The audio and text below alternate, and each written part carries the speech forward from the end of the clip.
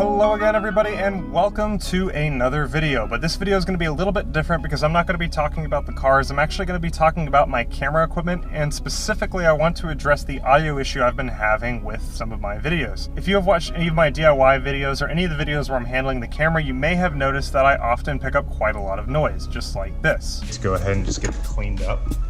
You can see it. And with the intake removed, you might get some dirt. And that's because I've been using the GoPro Hero 5's built-in internal camera. This thing is okay if you just want to set it up on a tripod inside and record that way, but the problem is if you get any sort of wind or if you're trying to handle the camera at all, you end up picking up quite a lot of noise. And this gets really frustrating during the edit because oftentimes I can't edit the noise out because I'm trying to say something important while the noise is happening. So in order to address this problem, I have had a look around on the internet, and this is what I've found. Hero 5 needs session, Hero 5, Hero 5, session, Hero 5, okay. So this is my current solution. I now have a new external case for my GoPro Hero 5, and attached to it I have my new external microphone. And I have this bulky thing right here. This is the external mic adapter, which you need to buy from GoPro to be able to use an external microphone, which is really annoying because this thing costs like 50 bucks. Obviously, the new setup is a little bit bulkier, which is kind of annoying, but it's the only solution that I have for now. So this is what I'm gonna have to go with, but this should fix all of my audio recording issues. And now I wanna go into a little more detail on this new setup. Alright guys, so this is the new GoPro Hero 5 setup that I'll be using. First thing of course that you'll notice is it is quite a lot bulkier than the standard Hero 5 case. That's because there's a lot of different add-ons on here that I've had to apply. There's of course the external microphone adapter from GoPro. What sucks is you're required to get this adapter if you want to use an external microphone because there isn't any other third-party company that sells one, and GoPro charges an insane amount of money for it. So I've attached this to my new aluminum case here using some mounting tape, and that connects directly into the side of the GoPro. You do have to make sure to remove that side door to be able to get this to work. So this just stays permanently fixed in there now. Then of course there is the external microphone itself. This is the Saramonic SR-XM1 microphone. I have it attached using a cable clamp here and ended up wrapping some packing foam around it so that it sits inside that cable clamp. On the bottom of it I have a female to male 3.5mm adapter that plugs in here. The cable is just long enough to be able to run behind the lens cap here, to be able to reach this adapter on the side.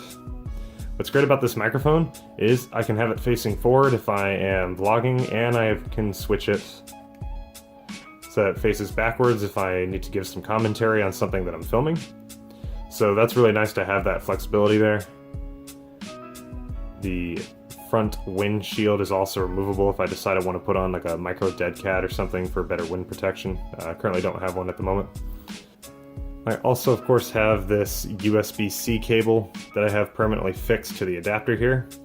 It just zip ties to this bottom cable and I ran it up through the cable clamp. I can now use this to be able to attach an external battery, which I'll show you guys here in a second. I can also use it to charge the camera and offload video without having to actually take the camera out of the case, which is pretty convenient. Only thing is I haven't really found a way to secure this yet so that it sits out of the way when I'm filming, but for now I'm just going to kind of leave it loosely like that. I'll try and figure that out later. The case itself is made out of a machined black aluminum, really nice high quality feeling. This case comes with a cold shoe, so I can attach a bunch of different camera attachments to it, which I'll show you guys here in a second. Also comes in with a side screw just to kind of secure the camera a little better. Not a lot of the cases that I was looking at actually had this back plate though, which I really wanted. That was kind of a must for me because it prevents the camera from being able to fall out the back of the case. I mean, yes, the screw should hold it in, but it just didn't have the protection I was looking for, and I didn't feel safe filming without this backplate. So I think this model was like an extra 10 bucks or something so that you can get that backplate versus just having it open all the time.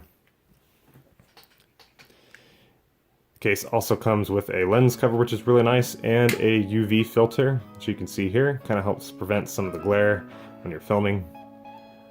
Along with the camera, I also picked up this LED light array that I'll be using now to be able to light up any of the surfaces I'm working on when it's really dark outside. I've also got this external battery that I've attached to the back of it using some mounting tape and zip ties. This will allow me to plug in that USB-C cable to be able to extend the battery life on the camera, which is really nice. This LED light simply attaches to the cold shoe like this, and then it has a knob here on the bottom that you thread to be able to secure it. So this now adds the flexibility of being able to film in dark spaces with the light. And then of course I can plug in my external battery to be able to extend the battery life of the camera. I estimate with this new external battery, I can probably film for about 3 or 4 hours now when it's fully charged. So all in all, this is the new camera setup that I will be using with the Hero 5. It is bulkier than I would like, weighs a little over half a pound I think, but it adds a lot of different features and functionality to the camera that I think will really help improve some of my filming. I'm especially looking forward to being able to film with the new external microphone now. That'll eliminate a lot of that annoying noise that I've been getting. Along with the Hero 5, I also have a Hero 4 Session. This camera is really convenient because it's really small, easy to put in tight spaces. I film outside of the vehicle while I'm driving with this as well because it's a lot lighter, so it's less likely to fall off. It's also really convenient for doing like head mounts because it's not very heavy and doesn't get in the way of my eyes or anything. I am also filming this on a Galaxy S7, which I use quite frequently when I don't want to have to get all my camera gear out. And then very rarely I will also take photos with my Sony DSC H300 camera. This is a 20 megapixel 35x optical zoom camera. I usually only use it when I want to get certain perspective shots using the big zoom that I can't get with my phone. But as far as the quality of the photos goes, this thing doesn't actually perform as well as my phone because the dynamic range is absolutely terrible on it, along with other issues. So usually I'll just use my phone for photos, but I do use this occasionally if I want to get a little artsy with the zoom. So now I want to compare the audio quality between the external microphone and the built-in microphones of the GoPro Hero 5. For this I've devised 3 tests. For my first test, I'm going to read a short passage out of my favorite book, The Count of Monte Cristo. If you guys have not read this before, I highly recommend it. It is the ultimate tale of revenge, besides Mexican soap operas, obviously. So I'm going to read a short passage out of this while running the air conditioning to see how much noise the microphone picks up. Dantes had been flung into the sea and was dragged into its depths by the 36-pound shot tied to his feet. The sea is the cemetery of the Chateau d'If. Dantes had been flung into the sea and was dragged into its depths by the 36-pound shot tied to his feet. The sea is the cemetery of the Chateau d'If. For my second test, I'm going to go outside of the car and I am going to speak a little bit so that way we can see if any wind noise gets picked up in the cameras, as well as turn the camera around a couple times on the tripod to see how much noise that picks up as well. So this is what it sounds like when I'm recording myself with the built-in microphones inside the GoPro. And this is what it sounds like when I turn the camera around to be able to film the car.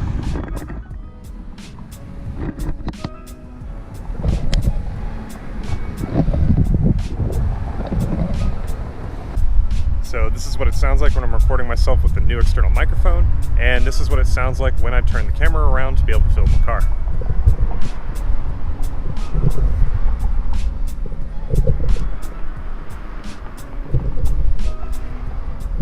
And for my final test, I'm just going to do a short noise comparison on the road. I'm just going to drive my car straight down the road, not making any noise, just to see how much road noise each of the cameras pick up.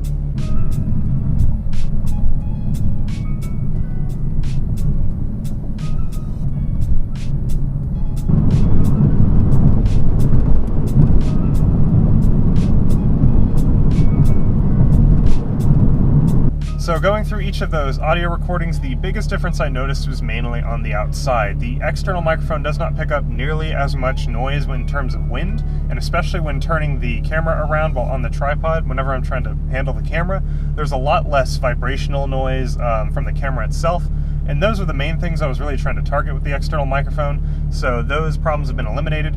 The sound is a little bit clearer, I think, on the external microphone. There's not a whole lot of difference there, but you guys can judge for yourself. I'm just happy that a lot of those noises when filming outside have finally been addressed. Now, just a couple last-minute words about this camera. There are a few downsides to it. Again, I already discussed with you guys that the bulkiness can be a bit of an issue, especially if you're trying to film in a tight space.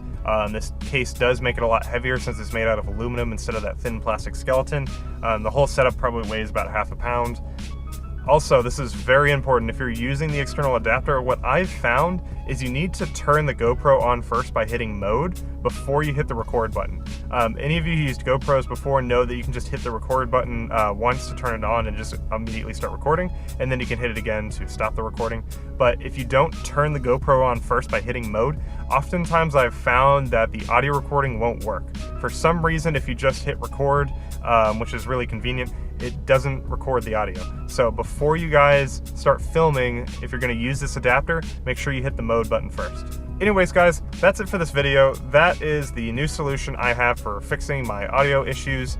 If you found this video helpful, give it the thumbs up. Maybe even hit the subscribe button down below because I have more videos coming, including the next video that I will be posting, which should probably be going up today.